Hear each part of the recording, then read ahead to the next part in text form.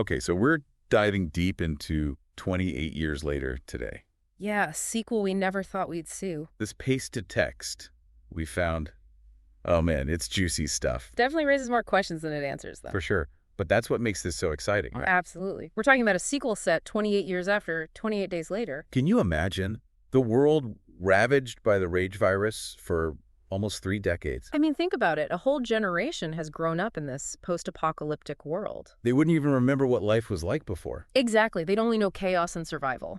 And this isn't your typical zombie apocalypse either. Oh, no. The infected in 28 days later, they weren't just slow, mindless corpses. They were driven by pure rage, fast, and incredibly violent. Imagine trying to rebuild society with that threat still lurking around every corner. That's what's so fascinating about this time jump. It allows the sequel to explore the long-term consequences of the outbreak. Exactly. How do you rebuild infrastructure? How do you even begin to heal the psychological scars left on survivors? And the pasted text mentions societal collapse and recovery as major themes. It makes you wonder, what does that recovery look like? Is it even possible to fully recover from something like this? I mean, just imagine the PTSD, the collective trauma. And what about the potential for lingering infected? Yeah. Or even mutated strains of the virus? Right. You think you've got things under control, and then bam, a new outbreak pops up. It'd be like starting from square one all over again. And then there's the big question mark looming over all of this. Cillian Murphy potentially returning as Jim. Oh, yeah, that's the bombshell. Can you believe it? Jim surviving for 28 years in this world. It just blows my mind. What kind of person would he even be after all this time? Right. Has he become a hardened survivor? A leader? Or has the world broken him? I mean, we saw him at the end of 28 Days Later, seemingly hopeful. Yeah. But 28 years in a world like that, it's got to take its toll. Maybe he's become a symbol of hope. A guide for this new generation struggling to survive. Or maybe he's succumbed to the darkness, become a threat himself. That's a terrifying thought. Yeah. And, you know, I can't help but wonder if Jim's return undermines the idea of a fresh take. I see what you mean. Will we just be rehashing familiar ground? Well, remember, we've got Danny Boyle and Alex Garland back as director and writer. Oh, yeah. That's huge. They're the creative minds behind the original 28 Days Later. Exactly.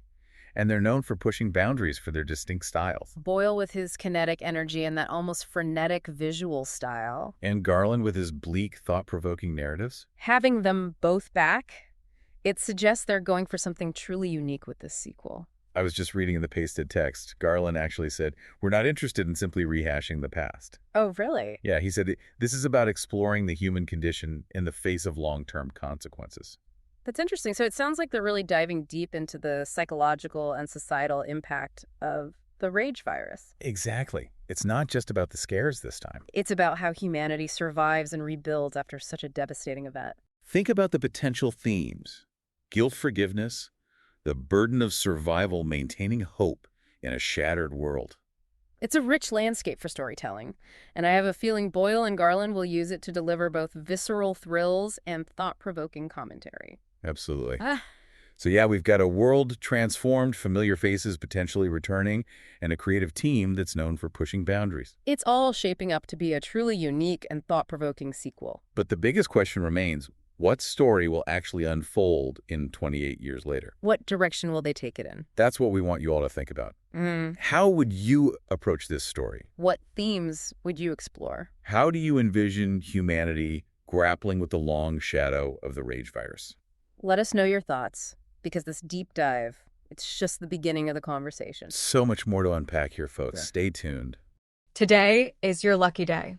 Today is the day that our $3 website works for you, paying you directly to your PayPal daily. Imagine $3 ongoing continuous payments to your PayPal account. Imagine falling asleep and waking up to $300 in your PayPal account. How would this make you feel?